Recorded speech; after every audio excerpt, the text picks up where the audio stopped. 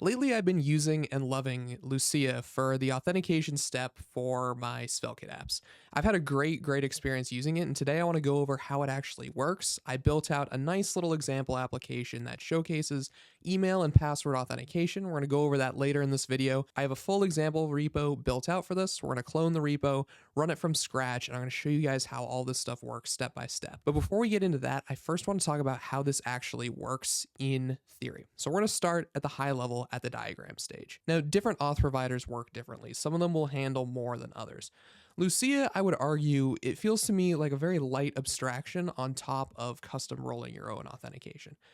It's pretty close to the point where you need to understand what's really happening for your authentication system, but it's not close enough to where you have to do the annoying stuff like inserting into your users table and all that stuff.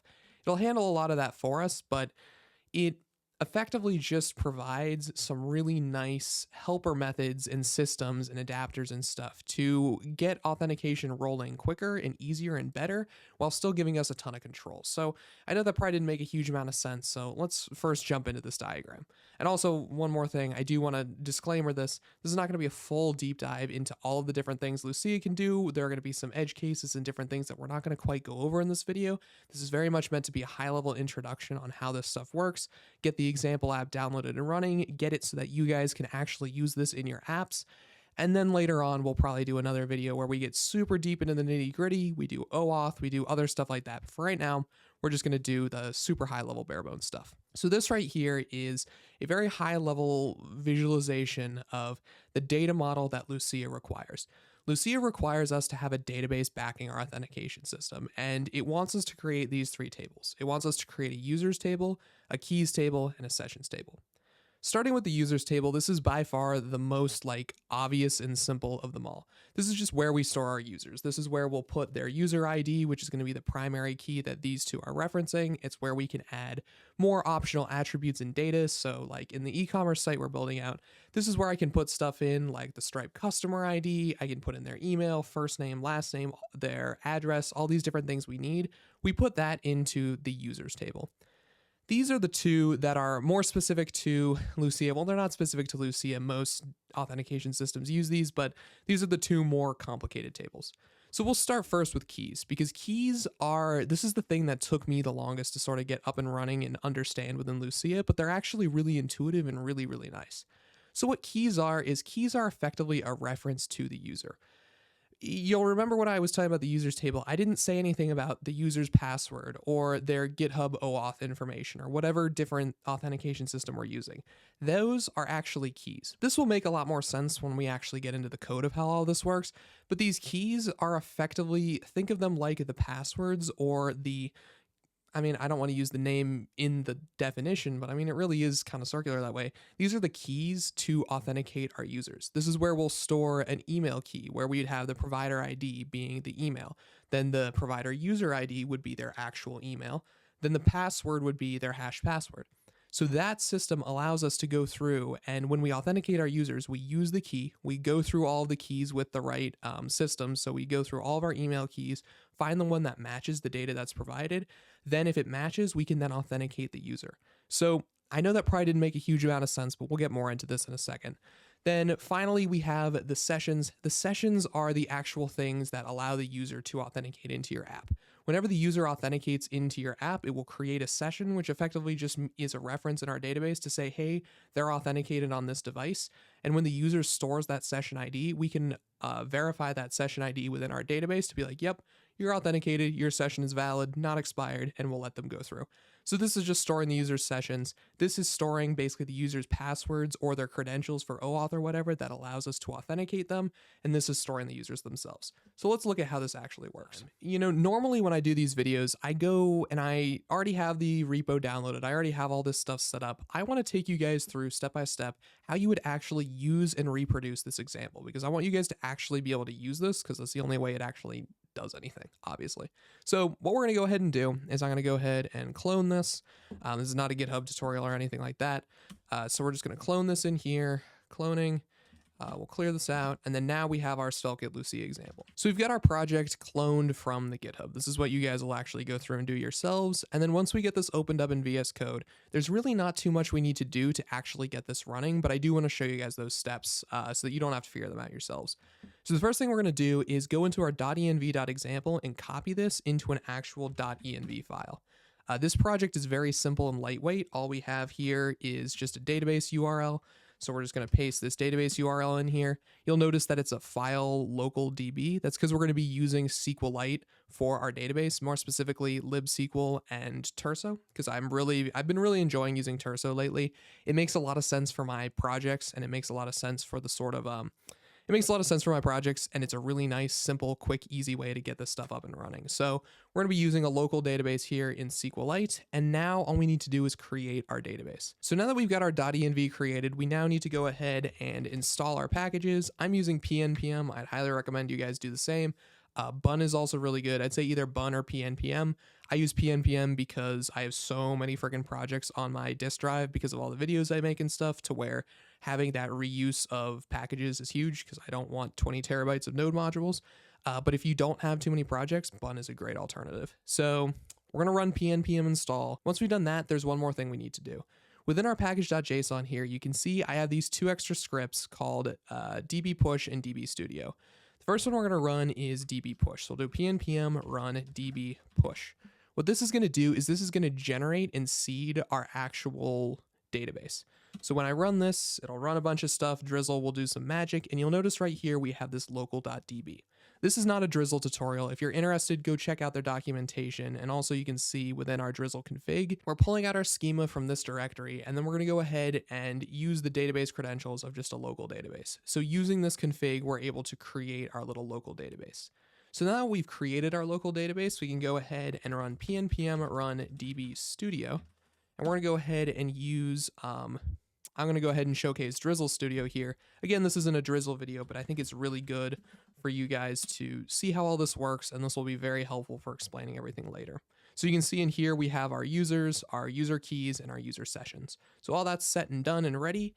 The last thing we're going to do is I'm going to open a new window. We're going to do pnpm run dev. This will spin up our local Sveltekit instance. We can do this. Let's go to localhost 5173. Give it a second to load and compile. And now we will get our very mid demo, all done and ready. So now that we've got this, I think we're ready to go over how this actually works. So to begin, let's talk about the data model. The data model here is really simple. It's like what I went over at the start with the high-level explanation. All we have are three different tables. We have our users table, which stores our users' information. We have our session table, which will store the actual live user sessions, which will allow them to stay authenticated into our app for a long period of time. Then finally, we have our keys, and these keys are the things that we will use to actually authenticate our users into our apps. So their user ID will be their email, then hash password will be their actual password. So this is just the basic stuff for Lucia. You can get all of this out of their documentation, which is linked below. It's super simple stuff. So now that we've got this all set up and ready, we need to initialize our Lucia instance. So you'll notice in here, I have my index.ts for my database. All we're doing here is creating a libsql client, and we're creating it using our database URL, our auth token. I don't have an auth token set for this example because it's not in prod or anything, but this is where if you were using Terso, you'd put in their authentication token here. Again, you don't need this because we're running everything locally, so no big deal here. Our libsql client, and then we create our database itself using Drizzle, everything you've seen before. The only sort of weird thing here is we are exporting our libsql client, and the reason we're doing that is because within the authentication directory, we're creating our Lucia instance. So from auth, I'm exporting an auth object, and that's going to be a new instance of Lucia. We're going to be using a libsql adapter here. They have documentation for all of this, but I wanted to show it in the video because this whole setup process can be kind of a pain. Once it's set up and going, it's freaking amazing, but it does take a minute to get set up, and it did take me a couple hours of reading and getting everything ironed out to get all this stuff working. We'll probably turn this into a template later. I think that could be really, really useful. But anyways, we're creating our adapter. We're creating our Lucia instance. We start with our adapter. We're using libsql, so we pass in our libsql client, which we're importing from our database. We then pass in the user, key, and session. What these are is these are actually the names of the tables within our database. Remember, within our schema, we were setting our user table to be user, our session table to be user session, and our key table to be user key. These also match over here within the Drizzle Studio. So we're doing all of that stuff there. So then we want to make sure that within our adapter, we're telling it that, okay, our users table is called users, our keys table is called user key, and our sessions table is called user session. This is just to make sure that everything's hooked up and it can run the database statements correctly. Next up, we're going to do env dev because we're running this all in development. That basically that's for HTTPS. Don't really need to worry about that right now. Then we're going to go ahead and add this extra thing called middleware for Sveltekit, and this will allow us to do a really cool thing and attach some Lucia helper methods to our locals. So we'll show that next. So we're setting our middleware to be Sveltekit, and then finally we have this get user attributes. By default, Lucia will only handle within our users table just an ID. It'll just be a floating user ID on a table, nothing else added in there. So what we want to do is we want to add some more attributes to this to get more information in there. So we're going to add first name, last name, and email. Now, when we go back over to this authentication system, remember, it doesn't have those by default. So we need to tell Lucia, hey, our first name, last name, and email are coming from the database user, their first name, their last name, and their email. So we're just attaching those in there. And the place where all of this comes from is going to be our app.d.ts. So within our app.d.ts, we need to go ahead and create some extra types for our Lucia integration. So we're creating a new namespace called Lucia, then we're going ahead and assigning some types. So we're going to say the type of auth is equal to the auth object, which we created within here. Then our database user attributes, so these are the extra attributes we're adding to our user, so that's email, first name, and last name. And then finally, we're adding some extra session attributes, and I'm just saying object because I'm not actually adding anything into our user session. I don't care. You could go ahead and add in like an expiration date or a created at or whatever the hell you wanted to add. But for me in this example, we don't need to add anything else, but this is where you would do it if you wanted to.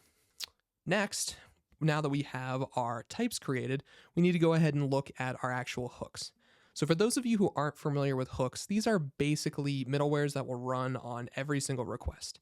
So this little handle will be called every single time we go ahead and this will be run on every single request, be it a load function, a form action, an API request, whatever it is.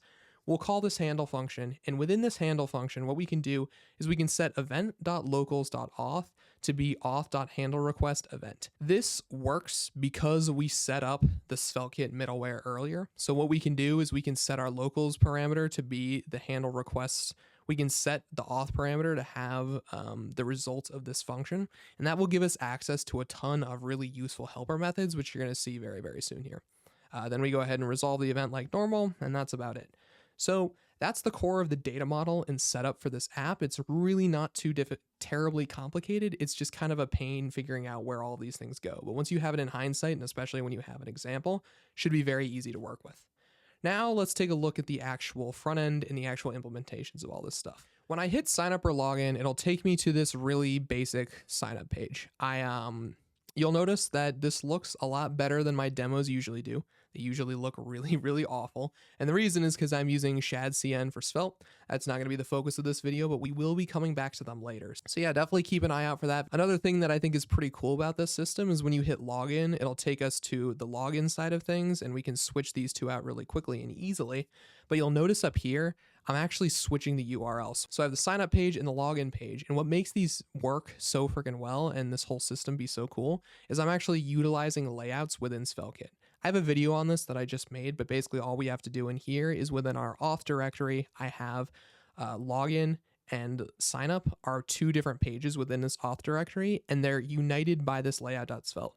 So this fancy little picture I got off Unsplash to make this look a little more competent, so this nice little picture here is just being put in via this div, and then this slot is where the actual page goes. So all that's actually happening on the login page is all we're doing is just printing out this card. And all we're doing on the sign up page is we're just going ahead and printing out this card. So really cool, fancy routing stuff you can do with Sveltekit. Highly recommend you guys check that stuff out and figure out how you can implement that into your own apps. It's super useful for like dashboards and stuff like this. But regardless, with all this stuff set up, let's go ahead and sign up a user. So we're going to go ahead and here, we're going to do Davis. Actually, I don't want to put my real email in. Go ahead and do testing@gmail.com. We're going to do Ben Davis. And for password, we'll just do password.